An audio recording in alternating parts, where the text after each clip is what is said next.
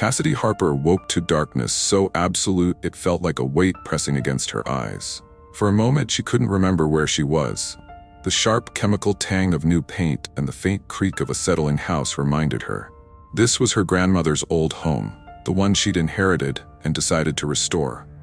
The place was supposed to be a fresh start, a haven from the chaos of the last year. Yet as she lay there, she felt anything but safe. She tried to move her arms, but they were pinned at her sides, as though unseen hands were holding her down. Her chest tightened, and a cold prickle spread over her skin.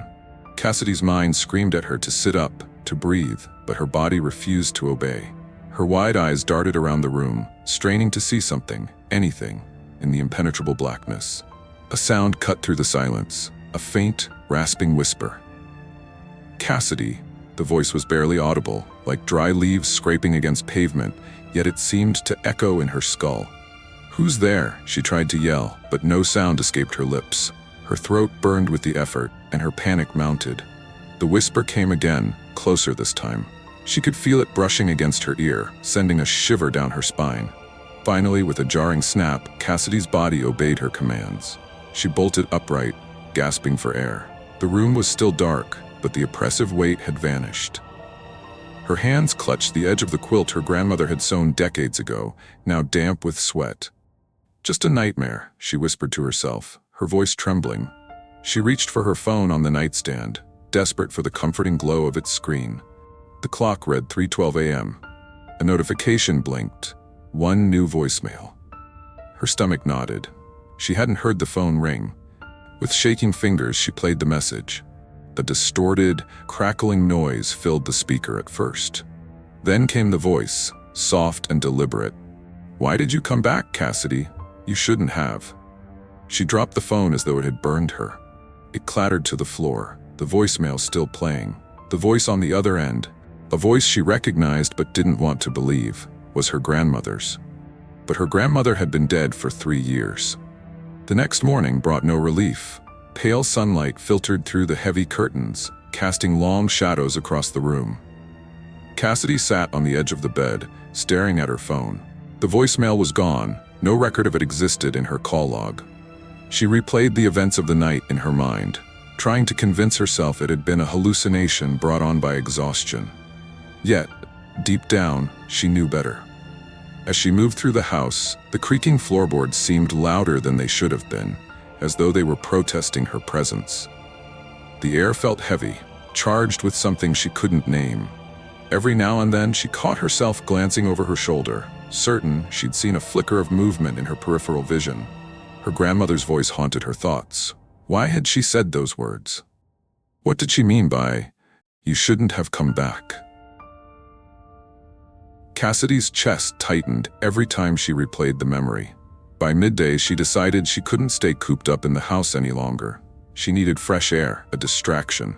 She grabbed her coat and stepped out onto the porch. The overgrown garden stretched before her, a tangled mess of weeds and wildflowers. The sight brought a pang of guilt. Her grandmother had cherished this garden, spending countless hours tending to it with meticulous care. Now, it was a shadow of its former beauty. "You've let it go to ruin," a voice said, startling her. Cassidy spun around, heart hammering in her chest. A man stood at the edge of the property, leaning against the weathered picket fence. He was older, with a stooped posture and a face lined with years of hard work. His eyes, though, were sharp and unyielding. I just moved back," Cassidy stammered. "I haven't had a chance to take care of it yet." The man's gaze didn't soften. "This place has a way of swallowing people whole," he said. "Your grandmother knew that. She stayed because she had to." "You don't." Cassidy frowned. "Who are you?" she asked, stepping closer. The man didn't answer. Instead, he turned and walked away, disappearing down the overgrown path that led into the woods. Cassidy stood there, rooted to the spot, unease twisting in her gut. She hadn't told anyone she'd moved back. So how did he know who she was? That night, Cassidy couldn't sleep. Every creak of the old house set her nerves on edge. The memory of the man at the fence played on a loop in her mind. His words had been more than a warning.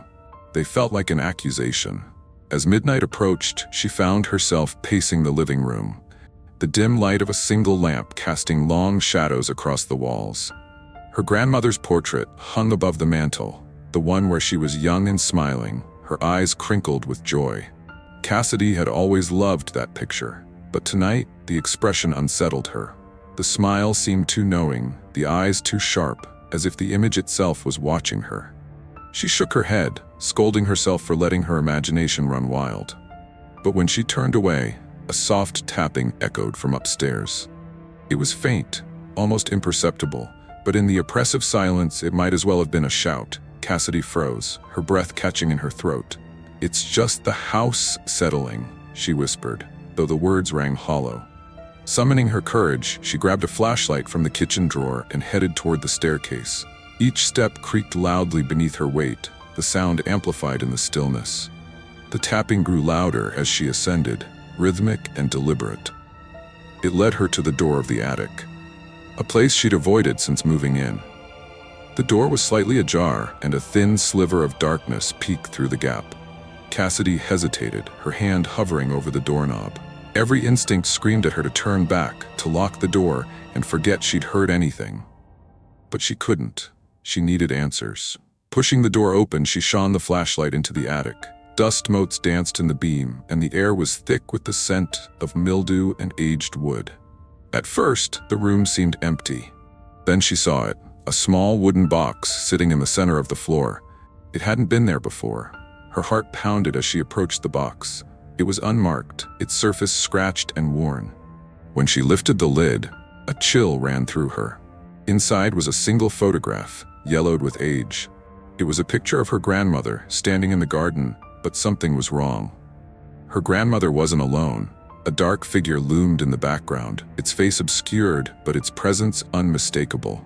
As Cassidy stared at the photo, the tapping resumed, this time directly behind her. She spun around, the flashlight trembling in her hand. The attic was empty, but the air felt alive, humming with a palpable energy. Then, faintly, she heard the whisper again, "Cassidy." Cassidy's breath came in short, shallow bursts as she backed away from the center of the attic. The photograph in her hand felt like it weighed a ton. Her pulse thundered in her ears, drowning out everything except the whisper that continued to loop around her, growing louder with every repetition. "Cassidy, you shouldn't have come back." The voice was no longer faint. It felt as though it were coming from within her own skull. She turned toward the open attic door, desperate to flee, but the door slammed shut with a force that rattled the old house. The sudden impact sent the flashlight tumbling from her grip, its beam casting frantic, sweeping arcs across the room. "Who's there?" Cassidy yelled, her voice trembling. "Show yourself." Instead of an answer, the shadows in the corners of the attic began to coalesce, pooling together like ink dripping into water. Cassidy could only watch in horrified awe as the darkness gathered into a vaguely human shape. It was tall and featureless, its surface shifting like smoke, yet its presence felt oppressive, as though the room itself bowed under its weight. "Leave this place," the entity intoned, its voice a chorus of overlapping whispers. "This was my grandmother's house," Cassidy shot back, clutching the photograph to her chest as if it were a talisman. "I have every right to be here." The shadow figure tilted its head, the motion unnervingly fluid. She stayed because she had no choice. "You do." Cassidy felt the air grow colder, her breath visible in the dim light. Memories she'd buried long ago surfaced unbidden. The fights with her parents, the months of estrangement, the guilt that gnawed at her when she hadn't been there for her grandmother's final days. She wanted me to have this house," Cassidy stammered. "She wanted me to start over here. She wanted to protect you." The figure's voice grew softer, almost sorrowful. "You were never meant to return. It won't let you leave again." "What won't let me leave?" Cassidy demanded, though her voice cracked with fear. The shadow began to retreat, fading back into the corners of the attic. "The house, it feeds, it remembers. You should have stayed away." As the figure disappeared, the attic door creaked open on its own. Cassidy bolted, clutching the photograph as she scrambled down the stairs. She didn't stop until she reached the living room, where she collapsed onto the couch, her body trembling. Cassidy stared at the photograph again. She noticed something she hadn't before. The dark figure in the background wasn't just a shadow. It was standing next to her grandmother, its smoky arm draped around her shoulders. Her grandmother's expression, once comforting and kind, now seemed strained, almost fearful. The realization hit Cassidy like a punch to the gut. The house wasn't just haunted, it was alive. And her grandmother had been trapped here, just as it intended to trap her. The floorboards groaned beneath her feet as if the house were responding to her thoughts. She didn't wait to see what would happen next. She grabbed her keys and sprinted toward the front door. But the knob wouldn't turn. The windows, too, were unyielding, their glass cold and unbreakable. "Please," Cassidy shouted, tears streaming down her face. "I don't want to stay here." For a moment, the house fell silent. Then, faintly, the whispers returned, echoing from every corner. They overlapped and twisted together, forming a single word. "Stay." Cassidy dropped to her knees, clutching the photograph as the house seemed to close in around her. She realized then that she hadn't inherited a home. She had inherited a prison, one her grandmother had sacrificed herself to contain. And now it was Cassidy's turn.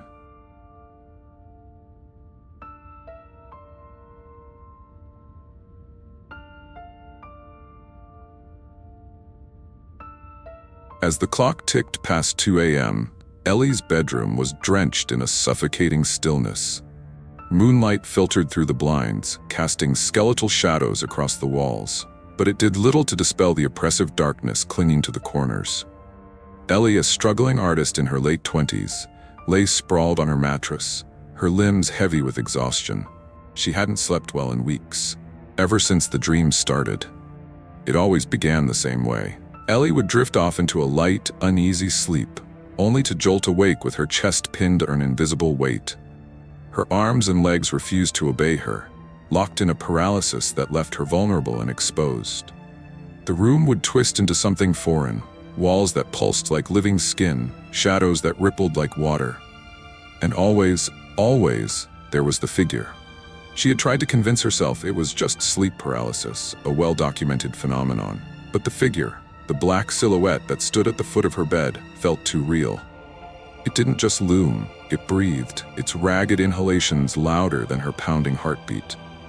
Tonight, Ellie prayed for an uninterrupted sleep, though she doubted it would come. The creak of a floorboard snapped her to attention. Her pulse quickened, a cold dread curling in her stomach. "It's just the building," she whispered to herself, though her voice wavered. The old Victorian house had its quirks. Groaning pipes, whispering drafts, but tonight every noise felt deliberate, like the house was alive and watching her. As she lay there, trying to rationalize the sounds, the familiar tingling began in her limbs. Her body grew heavier, sinking into the mattress as if gravity itself had doubled. Panic flared in her chest. She knew what was coming. Her eyes darted wildly, the only part of her still under her control. The room seemed to warp around her. The shadows grew darker, denser, pressing in like a smothering fog. Ellie's breath hitched as the familiar figure materialized at the foot of her bed. Its form was indistinct, a living void that seemed to swallow the moonlight. But tonight, something was different. The figure moved. Ellie's scream caught in her throat as it leaned closer, the air around it vibrating with a low, guttural hum.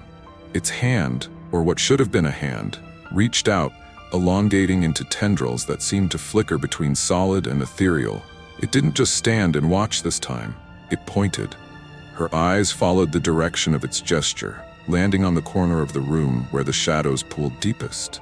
Something shifted there, a faint glimmer of movement. She wanted to cry out, to beg for mercy, but her body betrayed her. The figure's head tilted, almost inquisitively, as though it were studying her reaction. The paralysis broke like a snapped chain, and Ellie bolted upright, gasping for air. Her hands clutched the blanket like a lifeline, her chest heaving. The room was silent again, ordinary. But the sense of being watched lingered, an invisible weight pressing down on her. "I can't keep doing this," she muttered, burying her face in her hands. The dream, or whatever it was, felt like a warning, a harbinger of something far worse. As her breathing steadied, she resolved to figure out the truth behind the figure. It wasn't just a figment of her imagination, she was sure of it, and whatever it was, it wanted her to see something. Ellie couldn't shake the image of the figure pointing into the corner of her room. The memory clung to her like damp clothes, heavy and uncomfortable. Daylight should have banished the fear, but even under the sun's warm glow, her apartment felt cold, its shadows sharper. She spent the morning pacing, her nerves jangling like loose wires. By noon, she gave up pretending she could work and called her best friend, Dana. "You're overthinking it," Dana said, her voice crackling through the speaker. "It's sleep paralysis. Stress can do that, you know." Ellie bit her lip, staring at the faint impression of her feet in the worn carpet. "I know what stress dreams feel like, Dana. This is different. It moves, it points. And last night, I swear I saw something else in the corner." There was a pause on the line, the kind that meant Dana was choosing her words carefully. "Look," Dana finally said, "you've been burning the candle at both ends with your art show coming up. Maybe you should take a break. Come stay with me for a few days." Ellie wanted to accept the offer, but something in her gut told her running wouldn't help. The figure, and whatever it wanted, would follow her. Instead, she spent the afternoon researching sleep paralysis. Her laptop hummed softly on the coffee table, its screen glowing with medical articles and first-hand accounts.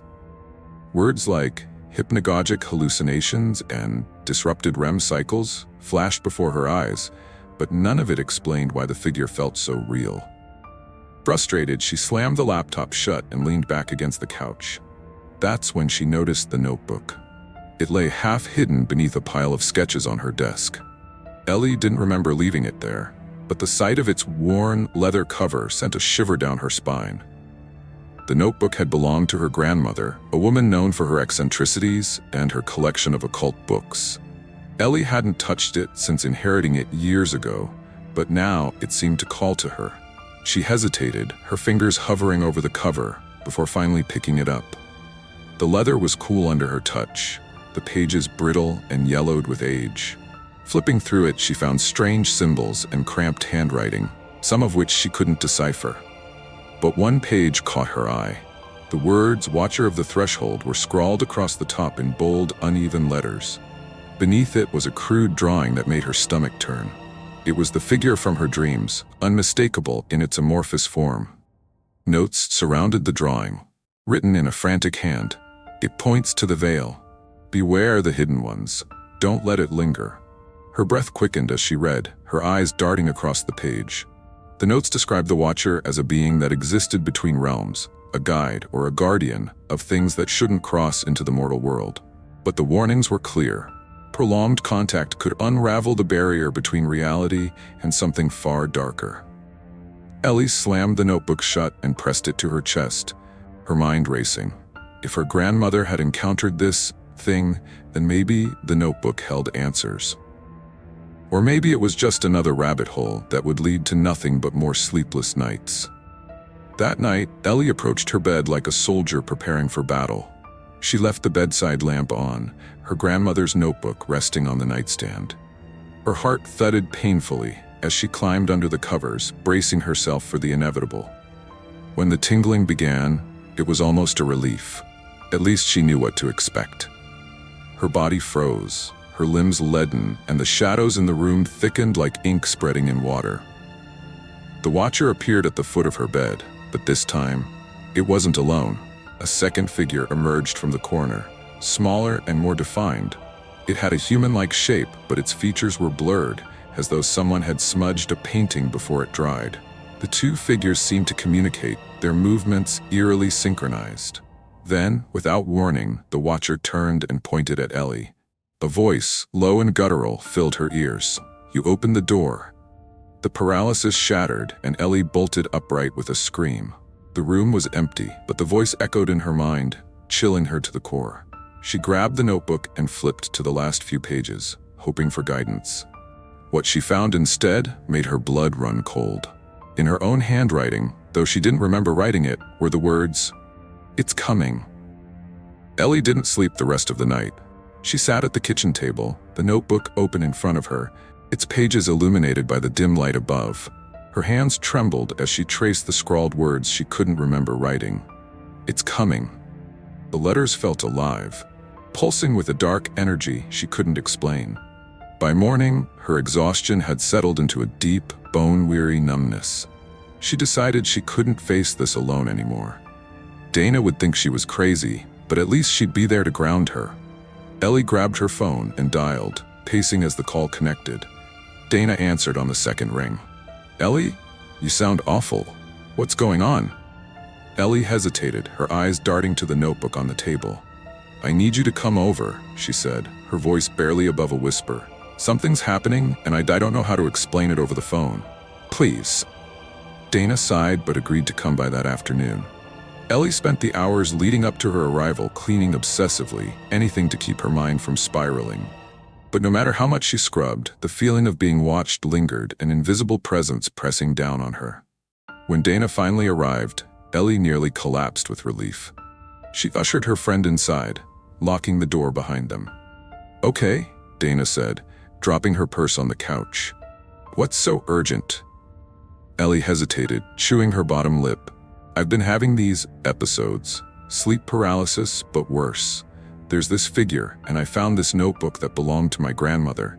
It has drawings of the thing I've been seeing. I think it's real, Dana. I think it's trying to tell me something." Dana's eyebrows knit together, her skepticism evident. "Ellie, I love you.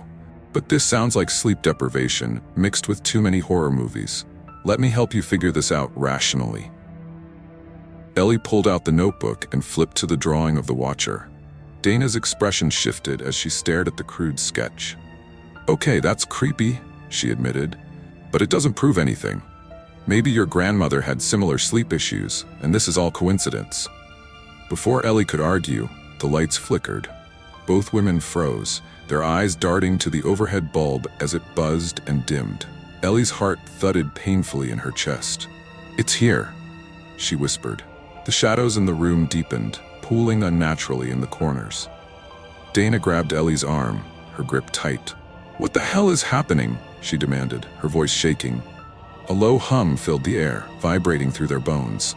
Ellie clutched the notebook like a talisman, her mind racing. The Watcher materialized, its void-like form emerging from the shadows. Dana screamed, backing away as the figure turned its head, if it could be called that, toward her. "What is that?" Dana shrieked. Ellie didn't answer. Her eyes were locked on the Watcher, which had begun to point again, its tendrils elongating. This time, it wasn't directing her toward the corner. It was pointing at Dana. The air grew thick, choking, as Dana gasped for breath. Her eyes widened in terror, and she staggered backward, knocking over a lamp. "Ellie, do something," she cried, her voice desperate. Ellie's mind raced. She flipped through the notebook, searching for anything that might help. Her grandmother's notes were a chaotic mix of warnings and rituals. But one phrase stood out. "The veil must hold." "The veil must hold," Ellie muttered, her voice rising with urgency. She grabbed a piece of chalk from her art supplies and began sketching a circle on the floor, copying the symbols from the notebook as best as she could. The Watcher's form rippled, its attention shifting back to Ellie. The hum grew louder, almost deafening, as she completed the circle. "Stay inside," she shouted to Dana, who scrambled to her side just as Ellie slammed her hand onto the final symbol. A blinding light erupted from the circle, forcing the Watcher back. The hum turned into a roar, the shadows writhing as if in agony. Then, just as suddenly as it had started, the room fell silent. Ellie and Dana sat frozen, the chalk circle glowing faintly between them. The Watcher was gone, but the sense of unease remained. Dana turned to Ellie, her face pale. "What the hell was that?" Ellie swallowed hard, her voice barely audible. "I think it's not over." The apartment was silent, except for the ragged breathing of the two women. Ellie clutched the notebook to her chest as though it could shield her from what had just happened. Dana, still pale and trembling, stared at the glowing chalk circle on the floor. Her lips parted in disbelief. "Not over?" Dana finally managed, her voice shaking. "Ellie, you just summoned whatever that was, and now you're telling me it's not over?" Ellie rubbed her temples, her thoughts scrambled. "I didn't summon it. It was already here. The circle just held it back, at least for now." Dana ran her hands through her hair, pacing the small room like a caged animal. "This is insane. We need to leave. Go somewhere, anywhere but here. Burn this place to the ground if we have to." Ellie shook her head, her grip on the notebook tightening. "It doesn't work like that.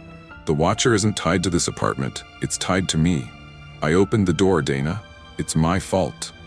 The words hung in the air like a death sentence. Dana stopped pacing, her expression softening with a mix of fear and pity. "Okay," she said, swallowing hard. "If you're saying this thing is after you, then what do we do? How do we stop it?"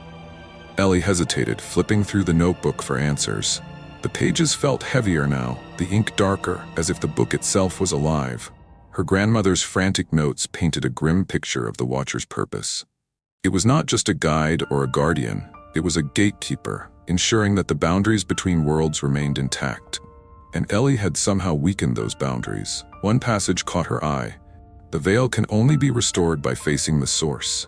Do not look away. Do not run." "We have to confront it," Ellie said, her voice steadier than she felt. "The notebook says the veil can be restored, but only if we face it." "I can't run, Dana, and neither can you." Dana looked like she wanted to argue, but the determination in Ellie's eyes silenced her.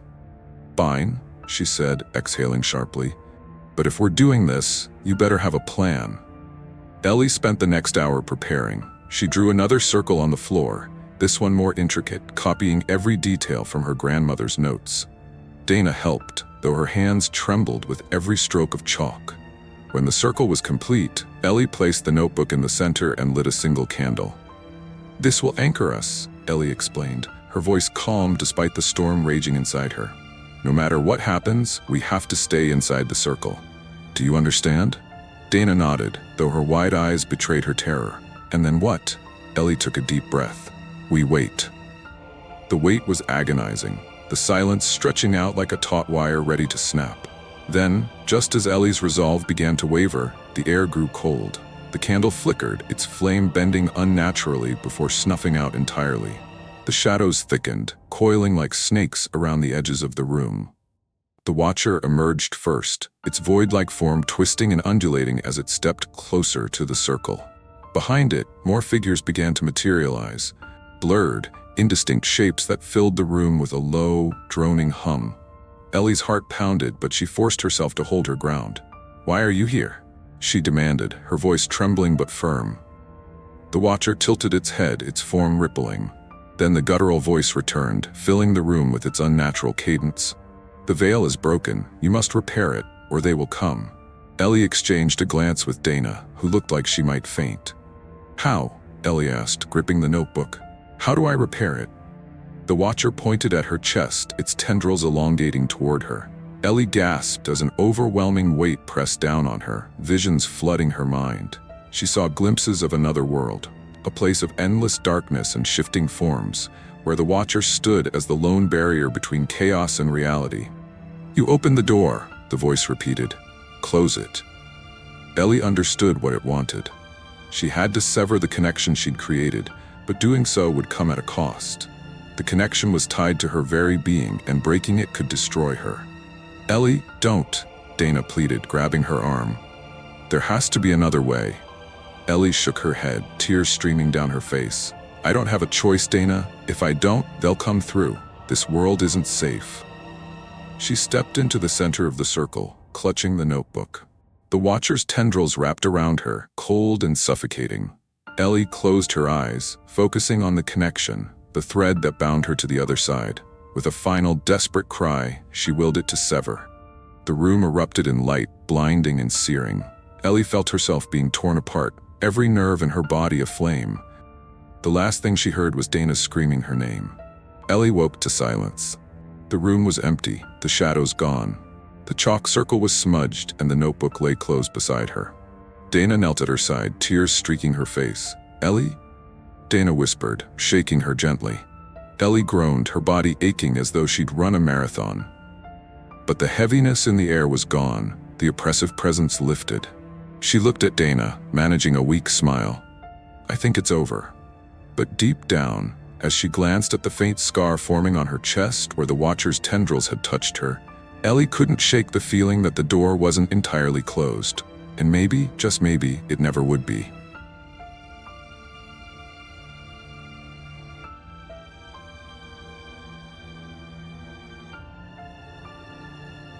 The first time Mia woke up frozen in her bed, the moonlight casting jagged shadows on her walls, she thought it was a bad dream. Her arms refused to move, Her chest felt weighted, and her throat tightened with the effort of an unspoken scream. Across the room, something shifted in the shadows, just beyond the periphery of her vision.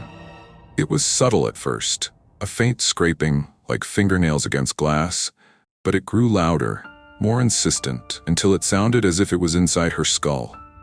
Mia's mind raced, trying to make sense of her surroundings. Her bedroom was just as she had left it, posters of forgotten bands from her high school days peeling at the corners, an old desk cluttered with bills and unread books, and a pile of laundry that threatened to topple over. But something was wrong. The air felt charged, electric, as though the room itself was holding its breath. She strained her eyes toward the corner where the shadows pooled deepest. For a fleeting moment, she swore she saw movement, a hunched figure with limbs too long, fingers too thin, and a face she couldn't fully comprehend. The more she tried to focus, the less distinct it became, like a smudge on the lens of a camera. Then came the whispering. It was low and guttural, words slipping through her ears like oil. "Mia!" It rasped, drawing her name out like a sigh.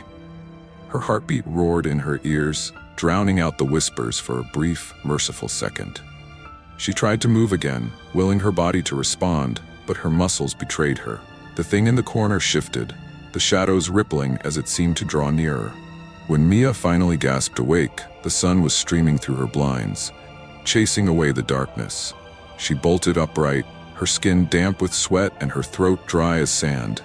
"Just a nightmare," she whispered to herself, her voice shaking, but the memory lingered, vivid and sharp, refusing to dull like a dream should. She glanced at the corner of her room, now bathed in harmless sunlight. There was nothing there. Of course there wasn't. By the time she made it to the kitchen, her roommate, Sarah, was already there, sipping coffee and scrolling through her phone. "You look like hell," Sarah said, not unkindly, as she slid a mug toward Mia. "Thanks," Mia muttered, wrapping her hands around the warm ceramic. "Rough night. Another one of those dreams?" Sarah's brow furrowed as she set her phone down. Mia had confided in her about the occasional bouts of sleep paralysis, but they'd never been this intense before. Mia nodded. "It felt so real this time. There was someone in my room. I couldn't move. I couldn't even scream." Sarah's expression softened and she reached across the table to squeeze Mia's hand. "Maybe you should talk to someone, like a doctor or something. Sleep paralysis can't hurt you, but it sounds like it's really messing with your head." "Yeah," Mia said, though she wasn't entirely convinced. She wanted to believe it was all in her head, but the memory of that whisper, the way it had known her name, sent a chill crawling down her spine. That night, as she lay in bed staring at the ceiling, her heart thudded in anticipation. The rational part of her mind insisted it was a fluke, a trick of an overactive imagination. But as the minutes stretched into hours and sleep began to tug at the edges of her consciousness, she couldn't shake the feeling that something was waiting for her. Watching. And in the darkest hour of the night, just as her eyelids grew too heavy to resist, the shadows began to move again. The next morning, Mia woke up with a pounding headache and the faintest trace of an ache behind her eyes. The kind of ache that lingered after staring into something you weren't meant to see. She tried to shake it off as she shuffled into the kitchen, where Sarah was once again absorbed in her phone. But this time, she was frowning. "Mia, check this out," Sarah said, pushing her phone across the table. It was an article from a local news site. "Mysterious deaths continue in Willow Heights," the headline read. Below it, a picture of a house, ordinary in every way except for the police tape wrapped around it like a sinister gift, demanded her attention. Mia's stomach twisted. "What's this about?" she asked, though she wasn't sure she wanted the answer. "Another one," Sarah said grimly. "The cops think it's just some weirdo breaking in and attacking people," but she trailed off, her gaze darting toward Mia. "But what?" Mia pressed. Sarah hesitated. "But the victims? They all mentioned seeing something before it happened. Something that wasn't there when the police arrived." Mia's heart sank. "Something like what?" "Shadows," Sarah said, her voice barely above a whisper. "Figures in the dark. They thought it was sleep paralysis, too." The words hit Mia like a punch to the gut. Her vision swam for a moment as her mind replayed the events of the night before. The shadow in the corner. The whisper, her name. "It's probably just a coincidence," she said, though her voice wavered. Sarah didn't reply, and the silence between them grew heavy. Mia's thoughts churned, a storm of fear and doubt she couldn't escape. She'd been so sure it was just a nightmare, a trick of her mind. But what if it wasn't? That night, Mia double-checked the locks on every door and window before retreating to her room. She left her lamp on, bathing the room in a soft, golden glow that felt safer than complete darkness. But when sleep came, it brought no comfort. This time, she didn't wake up in her bed. She was somewhere else entirely. A vast, empty space where the ground was cold and hard and the air smelled of damp earth. Shadows flickered at the edges of her vision, but when she turned to look, they were gone. "Mia." The voice was closer now, more distinct. It wasn't just a whisper, it was a call, an invitation. She tried to scream, but her voice was lost in the void. The shadows grew bolder, creeping toward her with each passing second. And at the center of it all, something ancient and hungry stirred. Mia jolted awake, her body drenched in cold sweat. She wasn't in her room. Her surroundings were foreign, the air heavy with dampness and the metallic tang of fear. A dim, flickering light illuminated the space, casting shifting patterns against the stone walls. She wasn't alone. "Who's there?" she called, her voice trembling. Her breath came in short, sharp gasps as she strained to see beyond the faint glow. A figure emerged, stepping into the light. It was a man, tall and gaunt, with hollow eyes that seemed to pierce right through her. He wore a tattered suit, its fabric fraying at the edges, and his expression was one of profound sadness. "You shouldn't have come here," he said, his voice low and grave. "Where am I?" Mia demanded, though she wasn't sure she wanted the answer. The man hesitated, as if weighing his words carefully. "This is where it feeds," he said at last. "The shadows. They're not just your imagination, they're ancient, older than this place, older than time. They latch onto fear, drawing strength from it." Mia's stomach churned. "What do they want with me?" "The same thing they want from all of us," the man said. "To consume, to exist. Your fear calls to them. You've seen them, haven't you?" She nodded, her throat tightening. "In my room, in my dreams, but I don't understand why." "Because you looked," he said simply.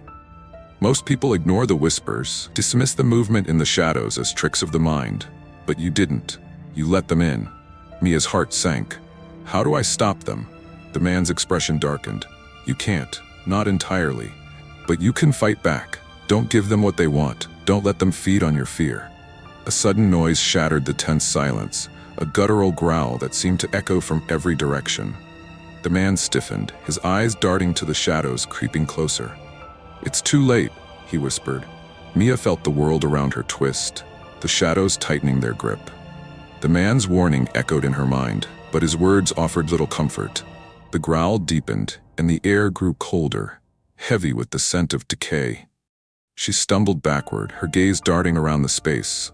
The shadows were no longer content to linger at the edges. They surged forward, taking on grotesque shapes. "Stay behind me," the man commanded, his voice steely despite his frail appearance. He reached into his tattered jacket and pulled out an object that glimmered faintly in the dim light. It was a small vial filled with a silvery liquid. "What is that?" Mia asked, her voice trembling. "A last defense," he replied. "It won't stop them, but it can hold them off long enough." Before Mia could question him further, the shadows struck. They moved with a speed and malice that took her breath away, their shapes writhing and twisting as they lunged. The man hurled the vial to the ground, and a blinding light erupted from it, forcing the shadows to recoil with an otherworldly shriek. "Run!" he shouted, grabbing Mia's arm and pulling her toward a narrow passageway that had appeared in the chaos. The walls seemed to pulse with a life of their own, but Mia didn't care. All that mattered was putting distance between them and the encroaching darkness. They ran until her lungs burned and her legs threatened to give out. Finally, they emerged into a cavern bathed in an eerie blue glow. In the center stood a monolithic stone, its surface covered in ancient, unreadable symbols. The man approached it, his hands trembling as he traced the markings. "This is the source," he said. "They're tethered to this world." "What do we do?" Mia asked, her voice barely audible over the hum emanating from the stone. "Destroy it," he replied, his eyes meeting hers. "But it will require a sacrifice." Mia's stomach dropped. "What kind of sacrifice?" The man hesitated, his expression pained. A life. The energy that binds them here must be severed with equal force. It's the only way to banish them. Before Mia could respond, the shadows began to seep into the cavern, their forms more menacing than ever. Time was running out. She looked at the man, then at the stone. The weight of the decision pressed down on her, but deep down, she knew what had to be done. "I'll do it," she said, stepping forward. "No," the man protested, his voice desperate. "There has to be another way." "There isn't," Mia said firmly. "If this ends it, then it's worth it." With trembling hands, she placed her palms against the stone. A surge of energy coursed through her, and the cavern was flooded with blinding light. The shadows let out a deafening wail as they were pulled toward the stone, their forms dissolving into nothingness. When the light faded, the cavern was silent. The man knelt beside Mia, his expression one of sorrow and gratitude. She was still, her face serene as if in a peaceful sleep. The tether was broken, the shadows were gone,